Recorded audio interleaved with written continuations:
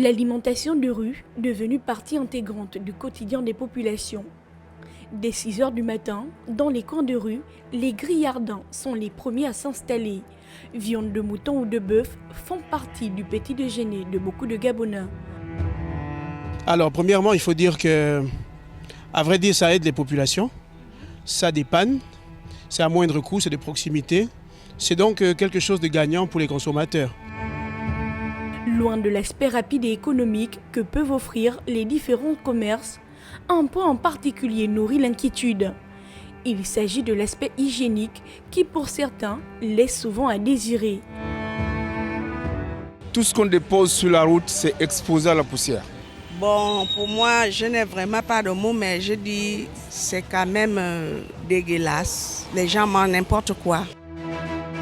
Tant de points négatifs relevés sur l'hygiène, alors que sur le terrain, les agents de l'AGASA, l'Agence gabonaise de sécurité alimentaire, font des descentes régulières.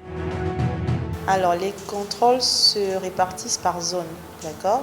Donc, chaque semaine ou chaque mois, il y a un programme qui est fait en fonction des zones et les équipes se déploient en fonction de ces zones-là, ok? Donc, à la fin de chaque zone, un rapport est effectué pour faire un bilan des opérateurs qui ont été inspectés. Mais pour les Gabonais, cela n'est pas encore assez, car il en va de la santé des consommateurs. Certains affirment même n'avoir jamais vu l'autorité compétente effectuer des descentes de terrain. Ils ne font pas le travail. Ils ne font pas bien le travail. S'ils faisaient bien le travail, ça ne devait plus exister, tout ça là. On ne les voit pas sur le terrain.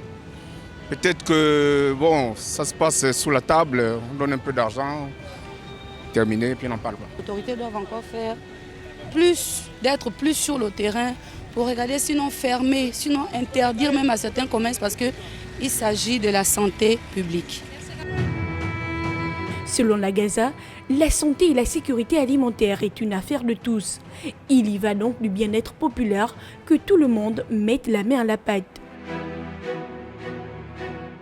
C'est pas que l'autorité compétente qui doit porter, je veux dire, le poids de la sécurité alimentaire. On est sur une chaîne alimentaire, d'accord? Donc, sur chaque maillon de la chaîne, on retrouve donc l'ensemble de tous les acteurs qui vont se retrouver sur la chaîne alimentaire, qui vont être responsables de la mise sur le marché, donc de la mise en consommation des produits alimentaires. Dans un monde en constante évolution, où les gens passent plus de temps au travail que chez eux, l'alimentation de rue reste très pratique, car elle permet aux consommateurs de se nourrir en économisant du temps et de l'argent.